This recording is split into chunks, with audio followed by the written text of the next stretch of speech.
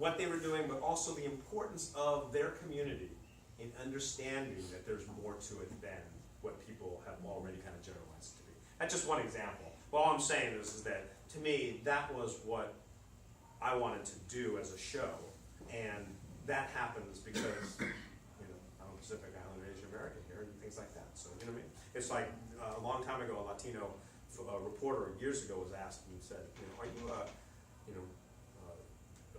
Latino journalist, or a journalist who's a Latino? Exactly what I mean? And I won't say what he said, but for me, I just felt like, well, I think I'm an Asian American Pacific Islander journalist, because when I stop being a journalist, I'll still always be an Asian American Pacific Islander, and so that's to me the bottom line, which is that it's my obligation to take my interests and what I see that's not happening in the community or something like that and bring it to them, you know what I mean, as opposed to being filling some journalist role where you don't have that attitude.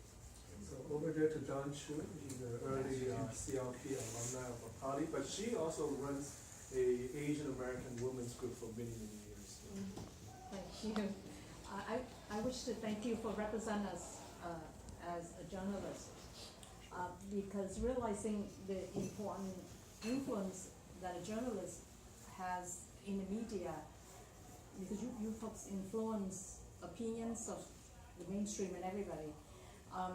But coming from an Asian background, I'm realizing a lot of parents do not support their children going into journalism without realizing the important role of a journalist, just as that of an educator, and how you can impact the community. So maybe you can share with us the progress of Asian American becoming journalists. Yeah.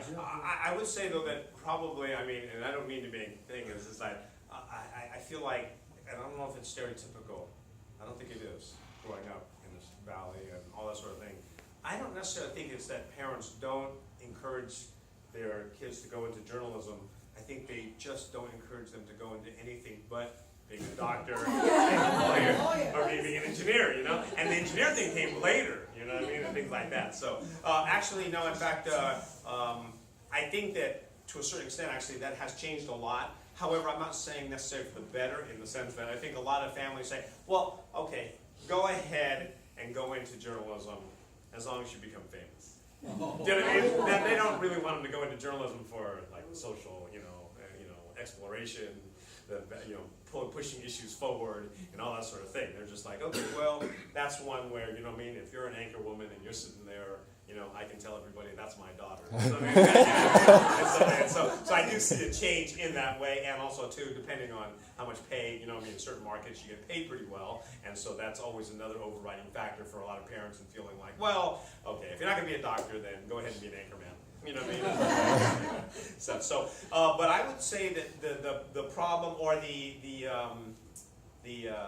bottom line foundation thing of what you're saying is probably true, but only because I honestly, and this has been ever since I was young, and not a modern day phenomenon, that is that people who go into public service, become public officials, go into journalism, in fact, they do it because there's something about your personality, or there's something about what you do that makes you want to do something that in essence affects change, you know what I mean, or does something like that. And that's not the personality of a lot of people, you know what I mean? Hey, 18% of the vote comes out, right? You got a lot of people out there that absolutely do not care about stuff like that, and stuff. So I think to a certain extent it becomes a situation where the people who have the personality to go into certain fields that do that, you know what I mean? That's where it starts to get, splintered.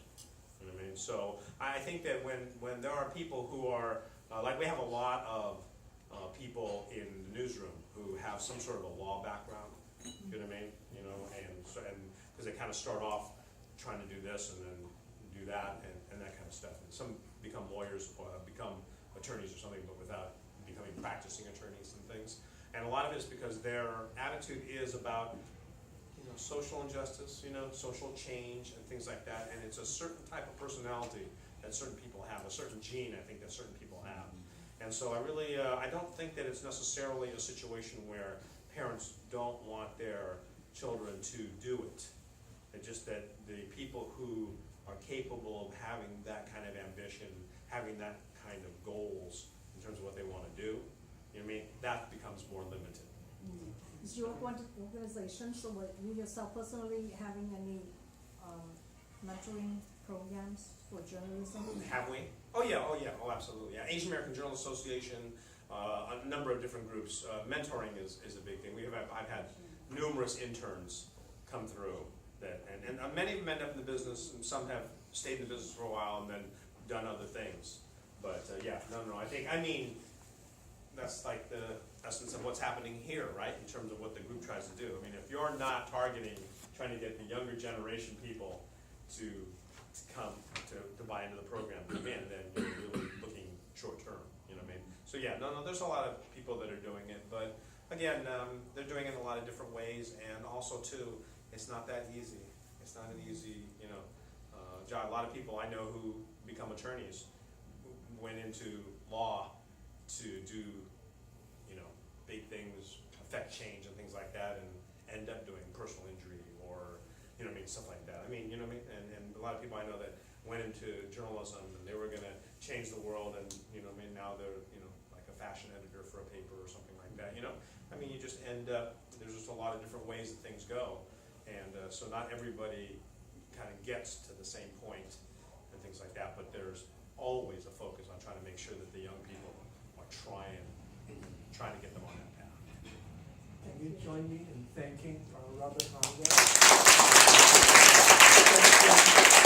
all the work that he does for the whole community and for Asian Americans being out there representing and giving us representation and giving us assurance that we will be represented fairly and in the most positive light. And he has done this for 50 years, and just really truly appreciate it. Thank you for your work. Yeah.